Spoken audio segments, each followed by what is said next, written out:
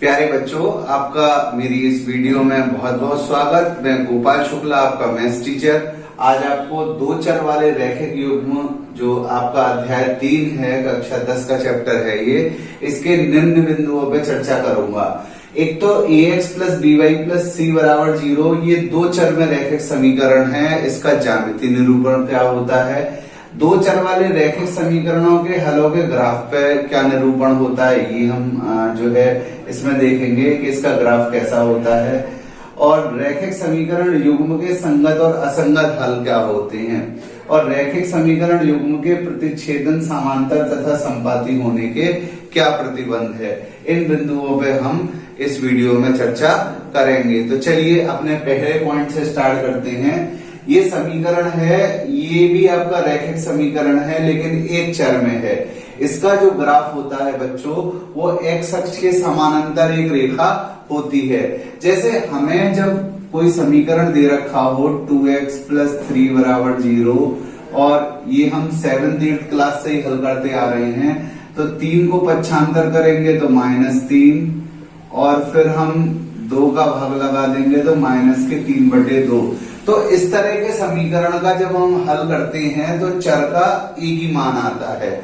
लेकिन जब आप इसका ग्राफ अगर जो है खींचेंगे, तो ये ग्राफ y अक्ष जो है उसके समानांतर कोई रेखा आएगी। जैसे ये x अक्ष है, क्षैतिज रेखा को x अक्ष कहते हैं, ऊर्ध्वाधर रेखा को y अक्ष कहते हैं। तो जब किसी समीकरण में चर केवल x दिखता है, y नहीं दिखता, तो उसका जो ग्राफ होता है वो किसके पैरेलल होता है, वो y अक्ष के पैरेलल। सपोज इसे ही हमें इसके ग्राफ को बनाना है, तो y का मान -3/2 यहाँ पे ही पीछे होगा। मान लीजिए यहाँ पर 3/2 है, तो इसका ग्राफ क्या हो जाएगा, इस तरीके से इसका ग्राफ हो जाएगा। तो आप ध्यान रखिएगा कि अगर आपके रैखिक समीकरण में एक चर केवल x दिख रहा है, तो उसे हल करने में x का एक ही मान आएगा। और जब आप उसका ग्राफ अगर इंगित करेंगे ग्राफ पे, तो वो किसके पैरेलल आएगा, y अक्ष के पैरेलल आने वाला है। अब ऐसे ही मान लीजिए आप दूसरे समीकरण को देखें, तो ये है y, एक चर है, इसमें y दिख रहा है। और अगर आप ऐसा कोई समीकरण ले लें जैसे 2y - 4 बराबर 0, तो y का मान आ जाएगा 2y बराबर 4, तो y का मान आ जाएगा 4/4/2, यानी 2 आ जाएगा y का मान। और इसका अगर हम यानी कि अगर हमने हल किया इस तरह के समीकरण को, तो y का एक मान आया। और जब हम इसका ग्राफ अगर खींचेंगे, तो बच्चों ये ग्राफ किसके पैरेलल आएगा, क्योंकि यहाँ पर x दिख रहा था, y नहीं दिख रहा था, तो y नहीं दिख रहा था, तो y के पैरेलल हुआ था हमारा ग्राफ। इसमें हमें x नहीं दिख रहा, तो इसका ग्राफ क्या होगा, x के पैरेलल होगा। मान लीजिए यहाँ पर y का मान 2 है, तो जब आप ऐसे ग्राफ ड्रॉ करेंगे y बराबर 2, तो जब आप ग्राफ अगर ड्रॉ करेंगे तो ये किसके पैरेलल हो जाएगा, x अक्ष के पैरेलल हो जाएगा। तो ये चीज आप ध्यान रखिएगा। यानी कि अगर आपके रैखिक समीकरण में एक चर है, तो हल करने में x का एक मान आएगा, लेकिन जब आप उसका ग्राफ अगर खींचेंगे, तो जो आपका चर नहीं दिख रहा है, यहाँ पर y चर नहीं दिख रहा, तो इसका ग्राफ y के पैरेलल होगा। यहाँ पर x चर नहीं दिख रहा है, इसका ग्राफ x के पैरेलल होगा। अब अगर ये वाला समीकरण देखें, तो ये एक व्यापक रूप है। ये क्या है, एक व्यापक रूप दो चर वाले रैखिक समीकरण का, यानी कि दो चर हों और रैखिक समीकरण। रैखिक से मतलब क्या होता है, घात एक होनी चाहिए। तो क्योंकि x पर कोई घात नहीं है, यानी दोनों चरों पे एक एक घात होनी चाहिए।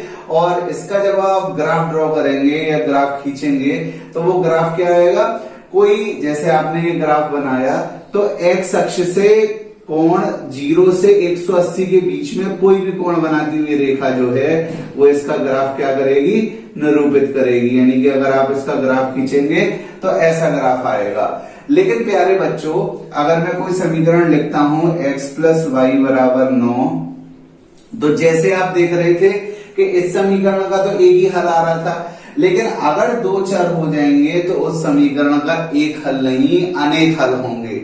अब देखिए कैसे, एक बच्चा x बराबर 8 और y बराबर 1 रखता है, तो x की जगह 8 रखा, y की जगह 1 रखा। आपने देखा कि दोनों चीज बराबर हो गई, 9 बराबर 9। और एक्स वाई के वो मान जो समीकरण में रखने से उसकी दोनों दिशाएं बराबर हो जाएं, यानी कि दोनों पक्ष बराबर हो जाएं, यानी बायां पक्ष और दायां पक्ष, तो वो समीकरण का क्या कहलाता है? हल कहलाता है। तो x बराबर 8, y बराबर 1 इस समीकरण का हल है। लेकिन ऐसा नहीं है यही इसका एक हल है, इसका हल ये भी हो सकता है x बराबर 4, y बराबर 5, x प्लस वाई बराबर 9। तो x की जगह आपने लगा दिया 4, y की जगह 5, आपने देखा फिर दोनों दिशाएं बराबर हो गई, तो यानी ये भी इसका हल हो गया। तो कहने का मतलब ये है कि जब दो चर होंगे तो उसके अनेक हल होंगे। अब इस बात को एक सिंपल समझ लीजिए कि मान लीजिए किसी के पापा जो हैं 100 टॉफियां लाए। अब अगर एक बच्चा है तो सारी टॉफियां 100 उसी को ही दे देंगे। अब लेकिन घर में 2 बच्चे हैं तो फिर टॉफियां डिस्ट्रीब्यूट होंगी। अब वो 50-50 टॉफियां भी दे सकते हैं, बड़े को 60, छोटे को 40 भी दे सकते हैं, बड़े को 70, छोटे को 30 भी दे सकते हैं। तो आप देख रहे हैं कि जब 2 बच्चे इन्वॉल्व हो गए तो टॉफियों के डिस्ट्रीब्यूशन के तरीके बहुत ज्यादा हो गए। और ऐसा ही जब 2 चर अगर आपके पास हो समीकरण में तो x y के विभिन्न मान ऐसे होते हैं जो आपके समीकरण को संतुष्ट करते हैं। यानी कि अगर इस तरह का आपका समीकरण है तो उसके एक नहीं अनेक हल होते हैं, ये ध्यान रखिएगा। अगर आपके इसमें अगर एक ही x का मान दिख रहा है, एक ही चर दिख रहा है तो उसका एक हल होगा, यानी रैखिक समीकरण में एक चर दिखने पे एक हल, और अगर 2 चर दिखेंगे तो उसके अनेक हल होंगे। चलिए प्यारे बच्चों और स्थितियां समझते हैं। एक्स वाई का वह मान जो इतने को संतुष्ट कर दे, यानी आपके समीकरण को संतुष्ट कर दे, समीकरण का क्या कहलाता है? हल कहलाता है। जैसे ये हमने एक समीकरण ले लिया 2x plus Y equals to 7 या 7, x का मान 3 और y का मान 1 अगर हम रखें तो 2 into 3 plus 1 equals to 7, 6 plus 1 equals to 7, 7 equals to 7, दोनों पक्ष बराबर हो गए। x का मान 3 और y का मान 1 रखने से दोनों पक्ष क्या हो गए? बराबर। तो ये इसका क्या होगा? हल होगा।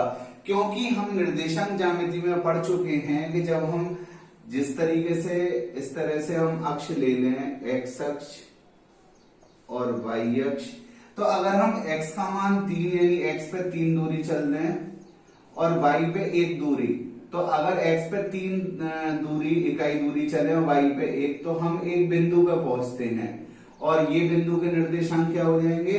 3,1। और क्योंकि ये x का मान 3 और y का मान 1 इसे संतुष्ट कर देता है तो ये इसका क्या होगा? एक हल कहलाएगा। अब दूसरी स्थिति समझते हैं। क्योंकि x y का प्रत्येक युग्म एक बिंदु के रूप में होता है, आप देख रहे हैं एक बिंदु के रूप में है, तो अतः रेखा पर स्थित प्रत्येक बिंदु उसका हल होता है। यानी मान लीजिए ये जो रेखा है 2x प्लस वाई बराबर 7, तो ये जो रेखा है वो इस बिंदु से होके जाएगी। एक स्थिति और ले लेते हैं कि हम x का मान ले लें 4 और y का मान ले लें 3, या x का मान ले लें 2 और y का मान 3, तो देखते हैं जरा संतुष्ट होता है नहीं होता है। x की जगह 2, y की जगह 3, 7, 4 प्लस 3 बराबर 7, 7 बराबर 7, फिर संतुष्ट हो गया। तो x का मान 2 और y का मान 3, 1 2 3, ये कौन सा बिंदु हो गया? 2,3। तो ये बिंदु भी रेखा पे होगा, ये बिंदु भी रेखा पे, और आपने इसको मिला दिया, ये वही रेखा है जिसका समीकरण कौन सा है आपका? ax plus by plus c जो है जिसका समीकरण है वो ये रेखा हमारे निकल के आ गई। तो इस रेखा पे जितने बिंदु होंगे वो सब जो x y के मान होंगे, जैसे कोई भी बिंदु ले लिया तो उस बिंदु के लिए एक x का मान होगा, एक y का मान, वो अगर इस समीकरण में हम रख देंगे तो ये समीकरण हमारा क्या हो जाएगा? संतुष्ट हो जाएगा, सही हो जाएगा। यानी इसके दोनों पक्ष जो है दायां पक्ष और बायां पक्ष उसके लिए बराबर हो जाएंगे। तो यानी हमें ये समझ में आया कि एक्स वाई का प्रत्येक युग्म एक बिंदु के रूप में होता है, अतः रेखा पर स्थित प्रत्येक बिंदु उसका हल होता है। इस रेखा पर जितने भी बिंदु होंगे वो सब इसे संतुष्ट करेंगे, इसके हल होंगे। अब चूंकि एक रेखा पे तो अनेक बिंदु हो सकते हैं, आप गिन भी नहीं सकते, 1 2 3 4 कितने बिंदु हो आपको पता ही नहीं है। तो इसका मतलब कि इस तरह की रेखा के अगर आप हल ढूंढने निकलेंगे तो आपको अनेक हल मिलेंगे। जैसे मैंने आपको बताया था कि 100 टॉफियों को दो बच्चों में बांटने के बहुत तरीके हो सकते हैं। किसी को 1 टॉफी, किसी को 99, एक को 2, दूसरे को 98, एक को 3, तीसरे को 97, ऐसे करके बहुत सारे, एक को 50, दूसरे को 50, ऐसे कई हल निकल के आएंगे। तो ऐसे ही दो चर में जो रैखिक समीकरण होगा उसके भी प्यारे बच्चों कितने हल होंगे? बहुत ज्यादा हल होंगे, यानी अनेक हल होंगे। चलिए एक विशेष दशा समझते हैं कि अगर ये भी आपका एक्स वाई में जो है वो रैखिक समीकरण है और ये भी रैखिक समीकरण है, यानी दो समीकरण है हमारे पास, दो चर में है और दोनों ही रैखिक समीकरण है। और अगर दो हैं तो उसे युग्म कहते हैं, यानी कि अंग्रेजी में कहते हैं पेयर और हिंदी में कहते हैं युग्म। अब इनके लिए क्या क्या दशाएं हो सकती हैं? प्यारे बच्चों, हमने ये स्थिति समझी कि मान लीजिए हमारे पास ये दो रेखाएं हैं। अब या तो ये दोनों रेखाएं एक जगह कट कर देंगी और दोनों का सॉल्यूशन वो होगा जो दोनों पे कॉमन बिंदु होगा, और ये बिंदु दोनों पे कॉमन है तो यही इसका क्या होगा? हल होगा। अब अगर ये दो रेखाएं समानांतर हैं, आगे बढ़ाने पे कहीं भी नहीं मिलती हैं, तो इस तरह की जो रेखाएं होंगी उनका कोई भी हल नहीं होगा। तो इसका मतलब रैखिक युग्म का कोई भी हल नहीं होगा। और मान लीजिए एक स्थिति ऐसी भी आ सकती है कि इसी रेखा पे ये रेखा संपाती हो जाए, यानी एक के ऊपर एक ओवरलैप कर जाए, तो इस पे कितने बिंदु कॉमन होंगे? अनेक बिंदु जो हैं वो इस पे कॉमन होंगे, तो इसके क्या हो जाएंगे? अनेक हल। तो समझने की बात ये है कि दो समीकरणों में जितने बिंदु कॉमन होंगे वही उस रैखिक युग्म का क्या होगा? हल होगा। अब देखिए पहली स्थिति ऐसी है जहां पर ये दोनों रेखाएं, मैं ये तो बता ही चुका हूं कि x और y दो चर में अगर रैखिक समीकरण होगा तो उसका ग्राफ क्या होगा? एक वो सरल रेखा होगी जो x अक्ष से 0 से बड़ा या 180 से छोटा कोई भी कोण बना सकती होगी, समानांतर नहीं होगी किसी भी अक्ष के। तो हमने ये दोनों रेखाएं जो हैं वो खींच दी यहां पर। अब जब ये दोनों रेखाएं हमने खींच दी तो इस बिंदु पे कट गई। ये एक ऐसा बिंदु है जो पहली रेखा पे भी स्थित है और दूसरी रेखा, अगर हम इसको पहली रेखा का नाम दें और इसको दूसरी रेखा का नाम दें तो ये दोनों रेखाओं पे बिंदु स्थित है, अतः क्या हो गया? हल हो गया। और जब रेखाएं काटती हैं तो उन्हें क्या बोलते हैं? प्रतिच्छेदित रेखाएं। तो दोनों रेखाएं एक बिंदु पर प्रतिच्छेदन करें, यानी ऐसे करें तो रैखिक युग्म का एक हल होगा। और कौन सा हल होगा? यही इसका हल होगा, यानी यही इसका सॉल्यूशन होगा। ऐसा भी हो सकता है दोनों रेखाएं प्रतिच्छेदन ही नहीं करती हैं, आप उसे कितना भी बढ़ाते चले जाए, जैसा रेल की पटरी आप बढ़ाते चले जाइए कहीं भी नहीं आपस में काटेगी, तो वो समानांतर रेखाएं हैं और इन पे कोई भी बिंदु ऐसा नहीं है जो दोनों रेखाओं पे कॉमन हो। और जब नहीं होगा तो रैखिक युग्म का क्या होगा? कोई भी हल नहीं होगा। और देखिए मैंने प्यारे बच्चों ये रेखा डार्क कर रखी है, इसका मतलब उसी रेखा पे दूसरी रेखा भी संपाती हो गई, तो रेखा के ग्राफ पे फिर उसी रेखा का ग्राफ आ गया, इसीलिए मैंने डार्क कर दिया है। तो दोनों रेखाओं पे अनेक बिंदु कॉमन है, ये कॉमन, ये कॉमन, ये सब इसके हल हैं, यानी ये सारे हल हैं। तो इसका मतलब इससे कितने हल हो गए? दोनों रेखाएं संपाती होंगी तो रैखिक युग्म के क्या होंगे? अनेक हल होंगे। तो इसका मतलब ये है कि एक्स वाई में अगर दो हमारे पास रैखिक समीकरण है तो या तो उसका एक हल होगा या एक भी हल नहीं होगा या फिर अनेक हल होगा। यानी ऐसा नहीं हो सकता कि दो हल हो, चार हल हो, 6 हो, या तो एक या शून्य या इतने ज्यादा हल होंगे कि आप उन्हें गिन नहीं पाओगे, आप उन्हें ऑब्जर्व नहीं कर पाओगे। तो ये तीन स्थितियां बनती हैं जब हम दो चर वाले रैखिक समीकरण के युग्म पर काम करते हैं। प्यारे बच्चों, अब एक महत्वपूर्ण रिजल्ट पढ़ते हैं जो कि इतना इंपॉर्टेंट है कि हर साल बोर्ड एग्जाम में जिसमें प्रश्न लगभग पूछा ही जाता है। तो चलिए समझते हैं। यदि a1x plus b1y plus c1 बराबर 0 तथा a2x plus b2y plus c2 बराबर 0 दो चर वाले रैखिक समीकरण के युग्म है, यानी दो रैखिक समीकरण के युग्म है। अब देखिएगा कि ये हम क्या करेंगे? x का गुणांक और y का, x का गुणांक क्या है यहाँ पर? x का गुणांक है a1 और a2, इसका अनुपात निकालेंगे और y के जो गुणांक है उसका अनुपात निकालेंगे। अगर ये बराबर नहीं आएंगे तो समझ लीजिए दोनों समीकरण की दिशा एक जैसी नहीं है। दिशा एक जैसी होने का मतलब कि वो ऐसे समानांतर नहीं भाग रहे हैं, टेढ़े मेढ़े भागेंगे, और टेढ़े मेढ़े भागेंगे तो एक बिंदु पे कट कर जाएंगे। यानी x के गुणांकों का अनुपात निकालिए, y के गुणांकों का अनुपात। अगर वो बराबर ना आए तो समझ लीजिए दोनों समीकरणों की दिशा एक जैसी नहीं है। जैसे अगर मान लीजिए दिशा का मतलब क्या है कि दोनों ये जैसे दो रेखाएं हैं, ये एक ऐसे जा रही है, एक ही दिशा में है, तो दिशाएं सेम नहीं होंगी। यानी एक ऐसे जाएगी तो एक ऐसे जाएगी, अगर ये अनुपात एक जैसे नहीं आए। तो अगर ये अनुपात एक जैसे नहीं आए तो समझ लेना आपका एक हल होगा और वो रेखाएं एक जगह प्रतिच्छेदित कर जाएंगी। अगर x के गुणांकों का अनुपात और y के गुणांकों का अनुपात एक जैसा आ जाए, यानी जैसा यहां पर हो रहा है और यहां पर हो रहा है, तो इसका मतलब दिशाएं सेम होंगी। या तो ये ऐसे जाएंगे या फिर एक के ऊपर एक, जैसे ये एक है इसी के ऊपर दूसरा समीकरण जाएगा, तो दिशाएं तो सेम होंगी। लेकिन अगर अचर पद का भी गुणांक अगर उसके बराबर हो गया तो समझ लीजिए वो एक ही रास्ते पे जाएंगे। ये समीकरण है, इसी रास्ते पे जो है दूसरा समीकरण चला जाएगा। और अगर ये अचर पद के गुणांक के बराबर नहीं हुए तो फिर वो एक रास्ते पे नहीं जाएंगे, लेकिन दिशाएं उनकी क्या होंगी, एक जैसी होंगी। तो क्योंकि यहाँ पर जिस रास्ते पे पहला समीकरण चल रहा है उसी रास्ते पे दूसरा समीकरण चल रहा है, इसका मतलब अचर पद भी बराबर हो जाएंगे। और अगर रास्ते अलग अलग होंगे लेकिन दिशाएं सेम होंगी तो इसका मतलब a1 a2 और b1 b2 का अनुपात तो सेम होगा, लेकिन वो c1 c2 के अनुपात के बराबर कतई नहीं होगा। तो यहाँ पर एक विशेष बात क्या है कि अगर रैखिक समीकरणों के युग्म का हल होगा, इस दिशा में हल है, इस दिशा में हल है, पहली दिशा में एक हल है और अंतिम दिशा में अनेक हल हैं। इस दिशा में उनको क्या कहते हैं, संगत कहते हैं समीकरणों को। और जो दूसरी दशा है जिसमें दोनों समीकरण कहीं काटते नहीं है एक दूसरे को, वहां पर हल क्या होता है, असंगत। तो संगत को कहते हैं अंग्रेजी में कंसिस्टेंट और असंगत को कहते हैं इनकंसिस्टेंट। तो यानी अगर एक हल होगा तो आपका जो सिस्टम होगा, आपका जो रैखिक समीकरण का युग्म होगा वो संगत होगा, और हल नहीं होगा तो वो क्या होगा, असंगत होगा। तो प्यारे बच्चों ये दिशाएं आप याद रखना, और मैंने आपको बड़े आसानी से समझा दी है।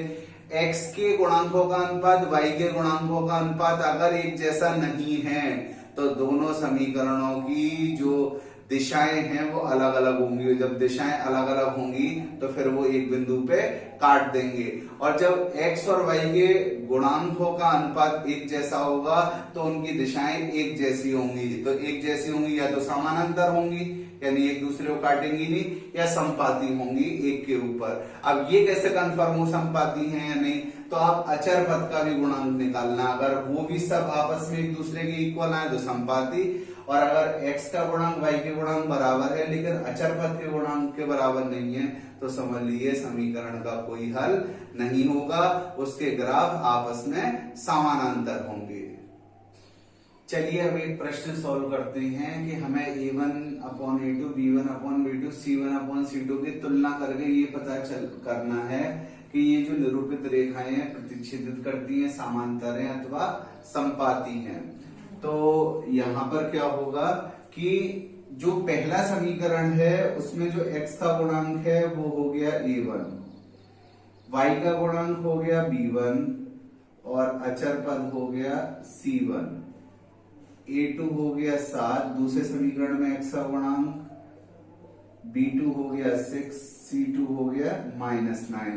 पहले तो आप a1/a2 निकालिए, क्या आ रहा है 5/7, और b1/b2 माइनस के 4/6, यानी 2 दूनी 4, 2 तिया 6, माइनस के 2/3।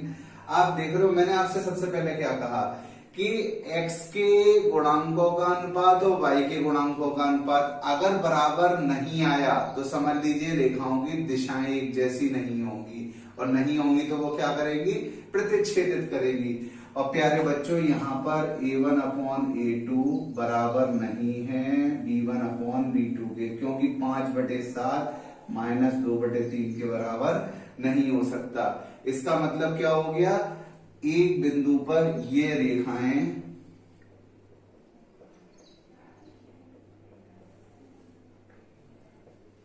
एक बिंदु पर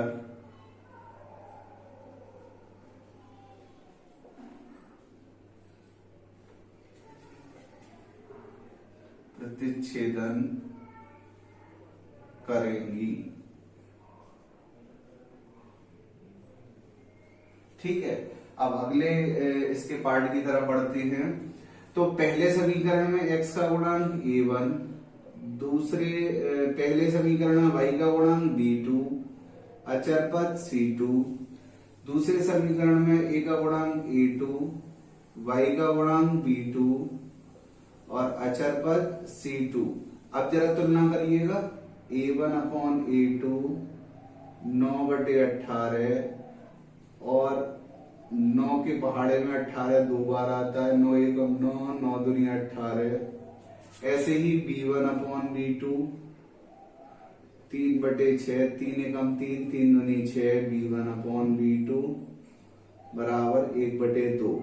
जब x के गुणांकों का अनुपात y के गुणांकों के अनुपात के बराबर दिख जाए, इसका मतलब इनकी दिशाएं तो सेम है। अब ये देखना, अगर रास्ता भी सेम हो तो संपाती, और रास्ते अलग अलग हो तो फिर क्या हो जाएगी, समांतर रेखाएं। अब ये कैसे पता चले रास्ते सेम है या अलग अलग, C1 अपॉन C2 का अनुपात भी निकाल लीजिए। अगर वो भी इसके बराबर आ जाए तो संपाती, और उससे अलग आ जाए तो समानांतर। तो अब निकालते हैं C1/C2, 12/24, 12 एकम 12, 12 दूनी 24। आपने देखा ये भी बराबर आ गया, यानी आपस में तीनों अनुपात क्या आ गए, बराबर। a1 अपॉन a2 बराबर b1 अपॉन b2 बराबर c1 अपॉन c2। अतः रेखाएं संपाती होंगी, अतः रेखाएं संपाती होंगी। तो आप x, y और अचर पद के गुणांकों की तुलना करके पता कर सकते हैं कि हमारी रेखाएं प्रतिच्छेदित हैं, समानांतर हैं या संपाती हैं। अब देखते हैं बच्चों एक और अच्छा सवाल, जिसमें कि हमें a1 upon a2, b1 upon b2, c1 upon c2 की तुलना करके ये ज्ञात करना है कि ये जो रैखिक समीकरण है, इनके जो युग्म है उनका हल संगत है या फिर असंगत। तो मैंने आपसे बार बार बताया कि जो x के गुणांक हैं वो a1 और दूसरे समीकरण में x का गुणांक a2, y का गुणांक b1 पहले समीकरण का और दूसरे समीकरण का b2, और c1 5, c2 7। एक बात प्यारे बच्चों ध्यान रखना, ये अचर पद या तो दोनों दाएं पक्ष में हो या फिर बाएं पक्ष में। ऐसा नहीं होना चाहिए एक दायां पक्ष में हो एक बाएं पक्ष में, फिर आप अनुपात सही नहीं निकाल पाओगे। तो ये दोनों राइट हैंड साइड में कोई दिक्कत नहीं है, लेफ्ट में होते तो भी कोई दिक्कत नहीं थी, लेकिन ऐसा नहीं होना चाहिए एक लेफ्ट में हो एक राइट में। चलिए अनुपात निकालते हैं, a1 upon a2 3/2, b1 upon b2 2 upon -3 या -2 अपॉन 3। और आपने देखा कि ये अनुपात अलग अलग आ रहे हैं, और अगर ये अनुपात अलग अलग आएंगे तो इनकी दिशाएं एक जैसी नहीं होंगी, और दिशाएं एक जैसी नहीं होंगी तो फिर ये क्या करेंगे, प्रतिच्छेदित करेंगे, यानी इसका एक हल होगा। तो a1 upon a2 is not equal to b1 upon b2। अगर यही दोनों बराबर ना आए ना तो आप c1 अपॉन c2 निकाला ही नहीं करिए, और क्या होगा, एक हल। और एक हल का मतलब आपका जो सिस्टम होगा वो क्या होगा, संगत, यानी रैखिक समीकरणों का युग्म, रैखिक समीकरणों का युग्म संगत है। चलिए अपने अगले पार्ट की तरफ चलते हैं। तो ये तो आपको पता है कि a1 कितना हो गया, a1 है 2, और A2 कितना है, A2 है 4, क्योंकि पहले समीकरण में जो x का गुणांक होता है वो A1 और दूसरे में A2, तो A1 अपॉन A2 का मान कितना आ गया 1/2। सिमिलरली अब निकाला हमने B1 अपॉन B2 का मान -3/-6, तो B1 अपॉन B2 ये भी आ गया 1/2। अब हम निकालते हैं C1/C2। C1 कितना है 8 और C2 कितना है 9, और ये आपस में कटेगा नहीं, तो A1 अपॉन A2 का जो अनुपात है वो तो B1 अपॉन B2 के इक्वल आ रहा है, लेकिन C1 अपॉन C2 के इक्वल नहीं आ रहा। A1 upon A2 B1 upon B2 के तो इक्वल है, लेकिन C1 अपॉन C2 के इक्वल नहीं है। इसका मतलब कोई हल नहीं है। तो फिर हमारा उत्तर क्या हो गया, रैखिक समीकरणों का युग्म क्या हो गया, असंगत। तो मैं शॉर्ट में लिख देता हूं असंगत। रैखिक समीकरणों का युग्म क्या हो गया, असंगत हो गया। अब यहां पर देखते हैं A1 अपॉन A2 का अनुपात 5/-10, 5 एकम 5, 5 दूनी 10, माइनस को ऊपर शिफ्ट कर लिया। ऐसे ही B1 अपॉन B2 का अनुपात -3/6, 3 एकम 3, 3 दूनी 6, ये भी कितना आ गया -1/2। ऐसे ही C1 अपॉन C2 का अनुपात 11/-22, 11 एकम 11, 11 दूनी 22, तो C1 अपॉन C2 कितना आ गया -1/2। यानी सारे अनुपात बराबर आ गए। A1/A2 बराबर B1 अपॉन B2 बराबर C1 अपॉन C2। अनेक हल होंगे, सब बराबर होते हैं तो संपाती रेखाएं होंगी और अनेक हल होंगे। अब क्या हो जाएगा, रैखिक समीकरणों का युग्म, रैखिक